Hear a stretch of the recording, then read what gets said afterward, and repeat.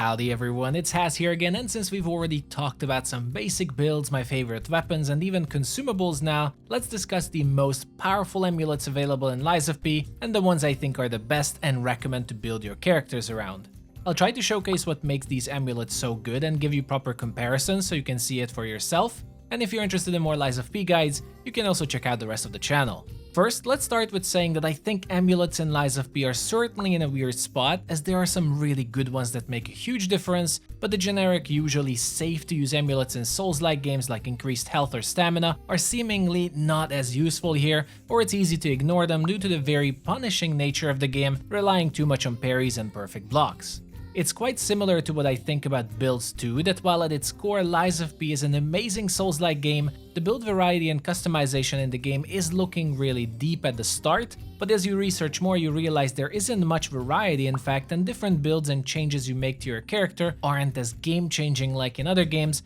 and in the end a lot of variations look very similar or have the exact same core gameplay because we're using the same items.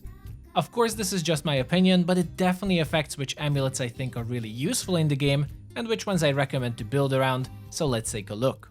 The amulet in the third spot I recommend building around is the Extreme Modification amulet that can be acquired from the second boss's ergo in the game, the Watchman.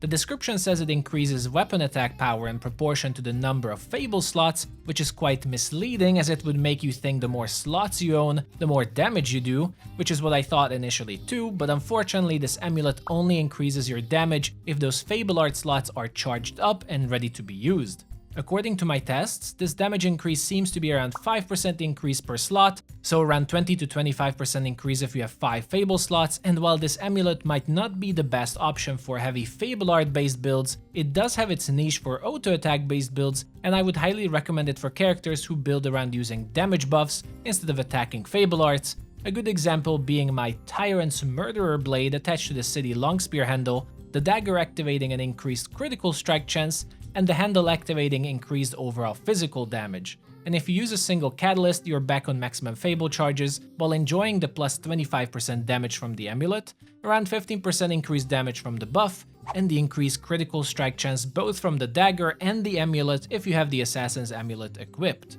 You can also combine this with increased Fable Arts duration, and I definitely recommend it, and you've got yourself a really nice auto attack build with no attack windows and timings required. Next one on the list is the Conquering Amulet acquired from the King's Flame boss ergo in Venini's factory. What this item says is that upon a successful perfect guard, it temporarily increases your weapon's attack, which basically means only one attack after the perfect guard, and while that might not seem like that much, it's around a 20 to 25% increased damage for a single hit, which in my opinion is great for any weapon as long as you learn how to perfect guard. That is a core mechanic in Lies of P, but if you want guaranteed use out of this item, it's best combined with tank builds. The bonus damage obviously favors everyone, but it's most noticeable with heavy hitting slow weapons, which are also the best choice for tanking, and combined with the absolute defense handle that gives you guaranteed perfect guards, you can trigger this amulet's effect every time you want as long as you have some Fable charges for some bonus damage, while 100% blocking Fury attacks too. But there is more. If you actually use the Aegis Legion arm, the arm itself has a lot more generous parry window, allowing you to pretty much perfect parry any attack much easier as long as you get used to its different timing than a normal guard. And on top of it, the Legion arm itself also has an animation cancel attached to it, so your slow, heavy hitting weapon attacks can be cancelled back into a guard, giving you the perfect block and counter playstyle that the Conquering Amulet promotes. So make sure to try out the Aegis. You have to perfect guard earlier with it, yes, but the window to do it is so much longer and you'll have a much better time at Lies of P with it. Hopefully this comparison in the background will help you see what I mean. Aegis is just so much easier to use for perfect guards.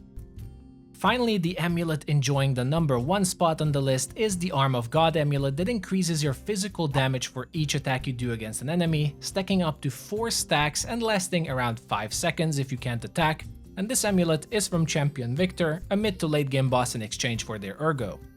This little amulet increases your damage by around 5% for each stack, up to around 20% increased damage, which is nothing to scoff at. Now I think this amulet specifically does not require too much explanation why it is so good. Combine it with a fast attack weapon and you've got yourself a constant 20% damage increase, especially if you use Ouroboros' Eye with it that can stack up to 4 with a single hit thanks to its spinning chakrams. But there is much more to this amulet, and I would actually say it's a must-have for tank builds and is a perfect combination with the previous Conquering amulet, as the Aegis Legion arm actually also activates this buff, and the explosion caused by it counts as a weapon attack. So not only you can use it each time it activates, but the on-demand parry of the Aegis counts as this amulet's activation too. On top of it all, thanks to the animation cancel and the easier perfect blocks of the Aegis, Arm of God and Conquering amulet work perfectly in synchrony with each other, and you can maintain that +4 damage stacking against most enemies, so even as a heavy weapon and a tank build, you can very much benefit from using Arm of God. Thanks to this extreme synergy between amulets and multiple mechanics, even Legion arms in the game, is why I think it deserves to be the #1 slot.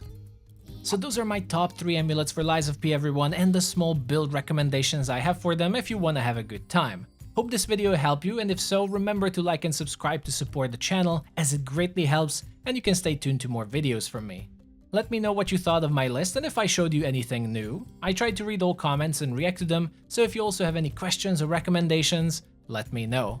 Thank you for watching everyone, take care, stay safe, and I'll see you the next time.